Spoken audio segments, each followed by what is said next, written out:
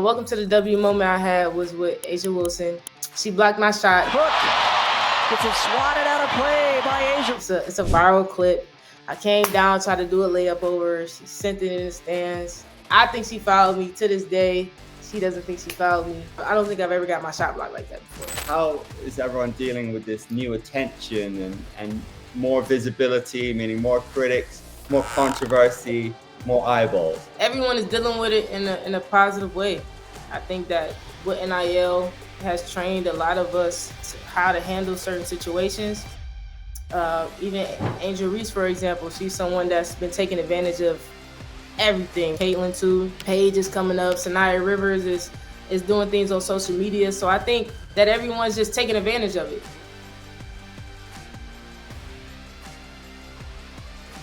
Yes, ladies and gentlemen, a very warm welcome to Zia Cooke, NCAA champion, first round pick, and one of the most exciting young guards in the league. Zia, what's up? How you doing? I'm good. How are you? Yeah, really good, really good. What are you up to at the moment? Right now, I'm just chilling, man. We made playoffs, so I'm super excited about that. Right after this call, I'm gonna be getting on the TV to see who we're gonna play this weekend. So I'm super excited. Massive congratulations. How does that feel? Good. It feels great. This is my third year in the league, and this is my first time making playoffs. So that just shows how hard it is to make playoffs. But I think it's definitely good for my career to get a chance to see what it's like being in the playoffs and then being on this team. It's not another team that I would want to do it with. And when you were a kid dreaming about playing in the W, how does it compare to what you might have visualized? Man, I will say that the way that my career has been going so far, it's not so much of what I envisioned. But I also will say that I knew I was built for any moment, anything. So I'll say that it's definitely been a struggle for me throughout my career so far. But I've learned a lot. I've never thought I had the opportunity to learn from the people that I'm learning from, and I'm having the opportunity to do that. I'm entering the league at a moment when it's like things are just evolving in the right direction. So that makes me feel good as well. And then just the people that I'm able to learn from, the greats that I've looked up to my whole career, to be able to still be on the floor with them, learn from them. That's super special for me. Do you feel like it's a golden generation now? I feel like there's never been so much attention on the league. Oh, no, it definitely is. And it's crazy to say, like I said, as a kid, I would have never thought that I would be entering the league at a point to where everything is just going up and it's going in the upwards direction. So for me, I'm happy to be here. I'm happy to be here. Everything that's going on is only going to get better from here. I think the girls from college are doing a great job at pushing the W to make it better for the girls in the W, pushing the W to make it better for us as you leave from college. So it's super good. So going from winning at South Carolina, fighting your way to the highest level, what's been your biggest growth moment so far? I think my biggest growth moment has definitely been the mental side of things, knowing that mostly everything that has to deal with basketball is mental. The physical part only matters so much when you get to a certain level. So just knowing how to keep my mental strong, knowing how to feed myself with positivity, and just let myself know that anything I go through is divine to go this way. This is my story, and it's supposed to be written this way. So I definitely say the mental part of the game is something that I've had to adjust to as I've gotten older. You played under Dawn Staley. What's the biggest lesson you learned with her that you've helped carry into your career? I'll say one thing Coach Staley has always said to me, and it always comes to my head, is never get too high and don't get too low. That's something she told me throughout my whole entire career. And it's something that is also helping me now. Just never get too high, don't get too low, just maintain, just continue to maintain, knowing that you're going to have very high moments, you're going to have low moments, you're going to feel okay some days, but you just got to stay level-headed if you really want to be successful, because you really don't have too much time to really dwell on things. You definitely have to continue to go forward. So many stars right now, so much talent. Who's the toughest guard you've come up against, or who's some of your favorite battles in the league? I'll say, truth be told, Kelsey Mitchell is probably the hardest person to guard ever. Like, I'll say even DT, she was hard to guard. She's retired now, so thank you. I don't have to deal with that. But I'll say Kelsey Mitchell is definitely one of the hardest to guard. I would literally have to start being in front of her a lot more to ever accomplish that. And then Kelsey Plum is actually hard to guard too, especially with her being able to go left the way that she is. She knows how to get fouls really good. She's quick. Her footwork is insane. So I'll say those are the two people that for me are hard to guard. How pleased are you with your game and how it's evolving? What have you been working on? Is there any areas that you're really pleased with that are just going to the next level? I'm pleased in a lot of areas with my game. I think one place that I will say that I'm trying to get better at, and I think it will help me a lot when it comes to being on the floor, is just my playmaking abilities, being able to make plays for myself and my teammates as well. And I think that just comes with time. The more experience that I get, the more film that I watch, the more playing that I get on the floor, I think it will help me put all the pieces together. And I think that this is the last thing that I got to figure out. Being at the highest level, it's always going to be something that you got to really figure out so you can become that complete player that you want to be. And I think once I'm able to tie in being able to be a playmaker and get my own, and being a defensive stopper like no other, I think that's when everything will be complete for me. How is it playing in front of crowds? Seattle, does it make you play better? Oh, for sure. If you know me, you know that I love crowds. I love big moments. I love when the fans are engaged. And South Carolina made it that way for me, honestly, because the crowd was crazy there. I think when I got into W my first year, it was still some places that we would go to, and it would be little to none fans in the stands. Second year, it became more. Third year, it's no arena that we go to and it's not packed out. So I think it's super nice. It's super cool to see. And I can't wait to see what this playoff atmosphere is like, because this will be my first time experiencing it. So I know it's going to be crazy. So I'm excited for that too. So what was your biggest welcome to the W moment? The biggest welcome to the W moment I had was with A'ja Wilson. She blocked my shot. It's a viral clip. I came down, tried to do a layup over her. She sent it in the stands. I think she fouled me. To this day, she doesn't think she fouled me. But it was I don't think I've ever got my shot blocked like that before. And for it to be from A'ja Wilson, that definitely was a welcome to the W moment. I haven't done it since, but once I figure out how I could do it, I'm going to do it again. Hopefully I'll make it this time. So now the league, it's talked about everywhere, it's front page, it's back page. And especially I feel like with players like Caitlin Clark, bringing a lot of eyeballs to the league. How is everyone dealing with this new attention and more visibility, meaning more critics, more controversy, more eyeballs? I think everyone is dealing with it in a positive way. I think that what NIL has trained a lot of us to how to handle certain situations.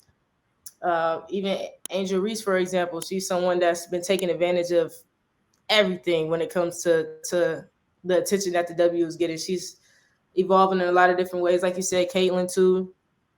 Paige is coming up. Sanaya Rivers is doing things on social media. So I think that everyone's just taking advantage of it, knowing that, okay, yes, we are basketball players, but we do have brands off the court that we can execute, and just take advantage of everything that comes with it. So it's super good for me to see. And I think the new generations are showing the older ones that, you don't always have to just play basketball. There's so much more that you can do. It's so much, you're way more than just basketball. And I appreciate the fact that brands are allowing us to be ourselves and allowing us to do things on different platforms. Would you say you've always been pretty smart on that side of the game? Do you enjoy that side of the game, like collaborating with brands and the media? Your social media game seems strong as well.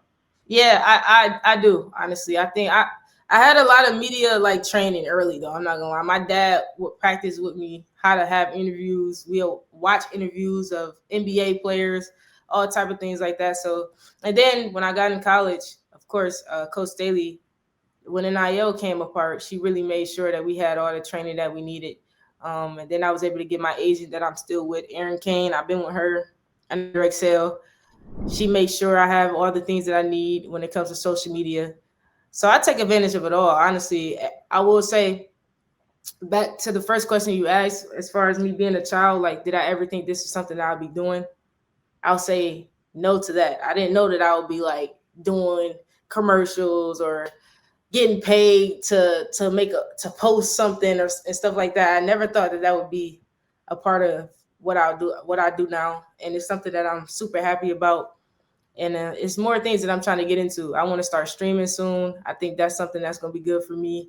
I even been talking about doing a clothing brand. I want to be in movies. It's a lot of stuff that I want to do, and I feel like the W is allowing us all to just tap into all those things.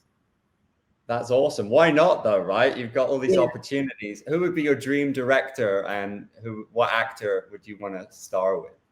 All right, so my dream, it's a dream. I would want to be in Love and Basketball Part 2. But I've already talked to the director. She doesn't want to do it. She feels like when she makes movies, she makes it at its best the first time, and then she doesn't want to backtrack. So she doesn't do part 2s. But if she ever change her mind at some point, I would want to do that. That's literally I'll be complete if I could just do that. Amazing. Honestly. You got to know what you want. Yeah. Basketball, like maybe no other sport, the intersection with fashion and culture is huge. You've got your own style. You got a lot of people looking at you as well. How much you enjoying the fashion side of the game and dressing with style? Yeah, that's something that I really enjoy as well. I honestly, I've really been into it my whole life. Like even when I was in high school, no one was taking pictures of us. It wasn't a tunnel walk, but I got dressed for every single game. Like that's just something I've always done. So I've carried that on throughout my career. And it's something that I enjoy. Also, I didn't know that people like what I wear as much as they do. So that kind of gives me the confidence to just keep doing it. I do get ready with me's on TikTok now. Like I make sure I'm posting my outfits and the pictures and stuff like that. I posted that I wanted to start a clothing brand, and I got real good feedback from it. So it just shows that the people are supporting me, and they like the way I dress. So who's the best dressed player in the league? I mean, best dress, I'm gonna give it to Arike. I think she's definitely the best dress. Then I got to give it to Sky too. I'll say because Sky gives this different look, and Arike gives this different look. You know. So it's just they both put it on though. But I would say myself. But you know what I'm saying? When eventually people will get to see, Zia actually do put it on. But I got to start racking up these. The basketball has to tie in with the fits. And then that's when everybody really understand what I'm coming with. So, yeah. I often hear people my age say, oh, thank goodness cameras weren't around when we were kids, when we were out. How do you deal with that? Not only just your generation, for all of us right now, but you're a star. So how do you deal with that constant attention, kids looking up to you as well? Like maybe there's an impetus on you to set an example all the time. Is that a lot? Honestly, for me, no, it's not a lot at all. I think it's good because it makes you stay on your P's and Q's. You don't really, because everything that I do, I always think about oh, my niece and nephew might see this, or I got little kids back home that are looking up to me. So it's just I really pay attention to everything that I post because of that. So for me, it's no issue.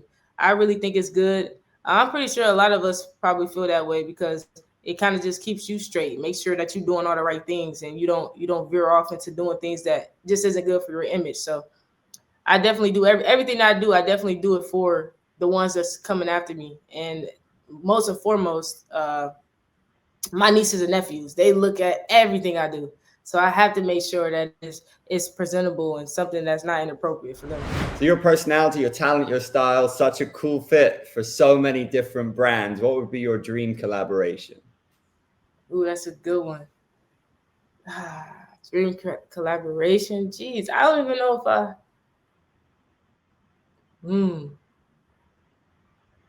because my dream collaboration was definitely was Adidas, and I'm signed with them now. So honestly, I'll say that my dream collaboration would be maybe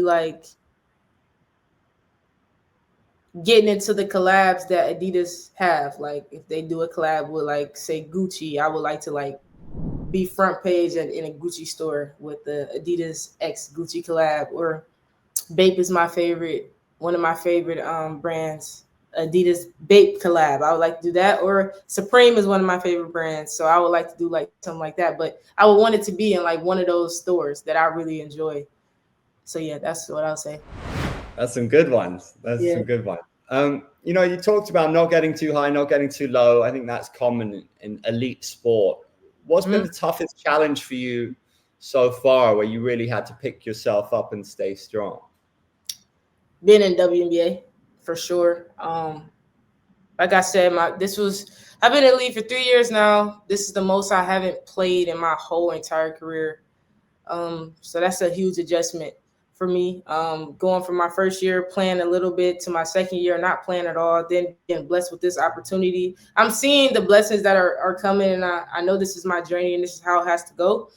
But being in my third year, I can just feel that I'm going upwards now. So I will say my first 2 years, it was definitely hard for me because I didn't feel like I was getting better. I didn't feel like the things that I wanted were even in sight. But I will say, being in Seattle, I can tell that they believe in me. They understand the game that I have.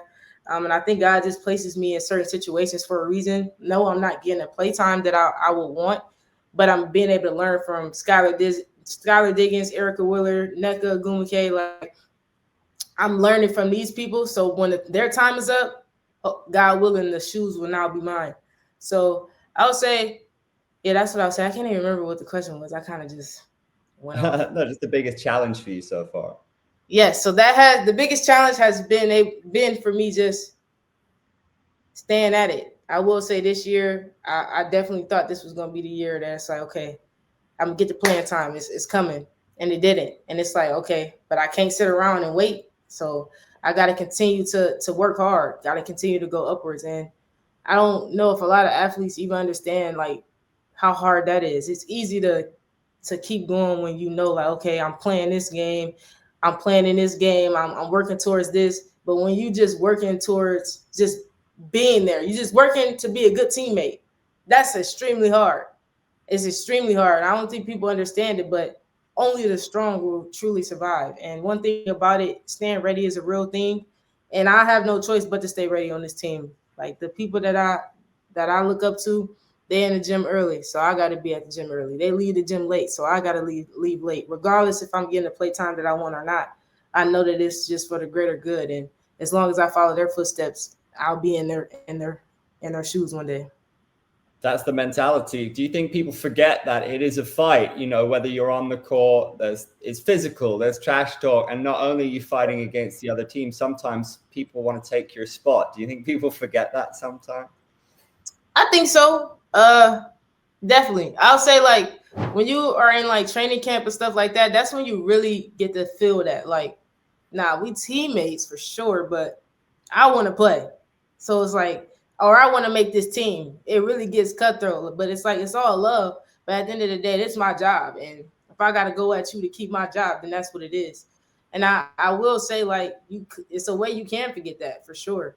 Like just because of especially being on this team when we first got here, the love was crazy. Like we all loved each other insane, and it's still the same way. But when we stepped on that court, it was like, nah, I'm going at you. When we got off the court, we loved on each other. So it can't be forgot. But I think that we all know that it's all love. When you were a kid, who was the gold standard, men or women, who had the whole package on the court, off the court, attitude, mentality, everything? I'll say I'll go on the men's side.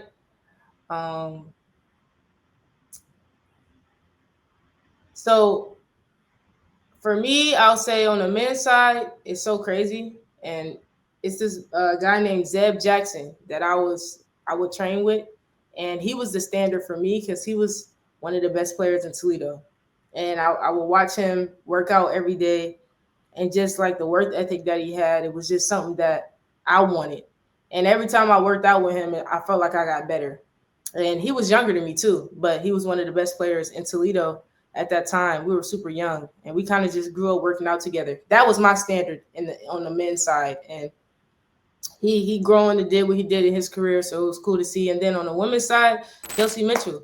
I went to a camp And back then, I thought I was the best player in the world. I've never seen anyone that had handles like me. I've never seen anyone that could do anything that I could do. And I went to see Kelsey Mitchell when she was in college, and I was watching her. I'm like, man, nah, she's tough.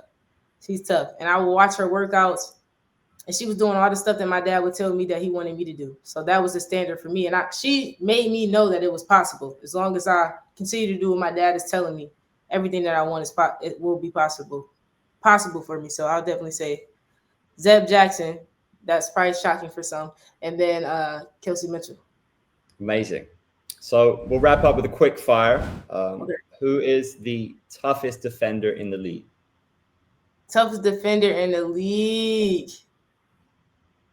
I would say Brittany Sykes. Funniest teammate. Funniest teammate. We got some humor, but Sky is hilarious. Skylar. Favorite WNBA arena to play in? Favorite arena to play in is definitely in Seattle, our arena. Best handles in the W right now? Kelsey Mitchell, hands down. Who would you not want to guard one-on-one? Who would I not want to guard one-on-one? Kelsey Mitchell. Best shooter you faced so far? Best shooter I've faced so far.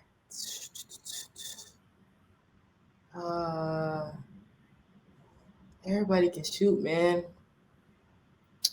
The best shooter I've faced so far. That's tough. I will say last year, oh my God, why am I blanking?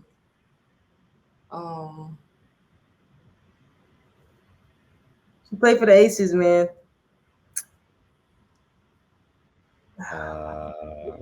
Help me.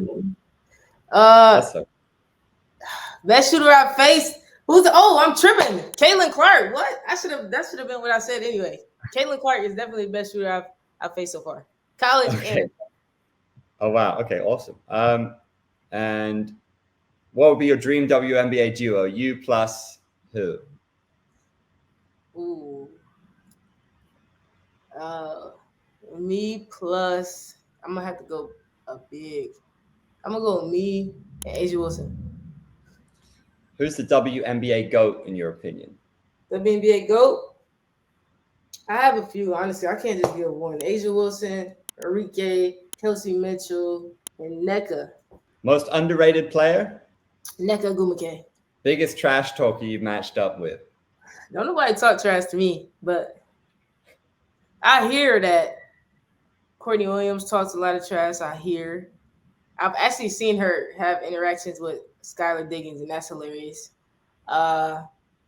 Brittany Sykes, definitely, I feel like she talked trash to me before.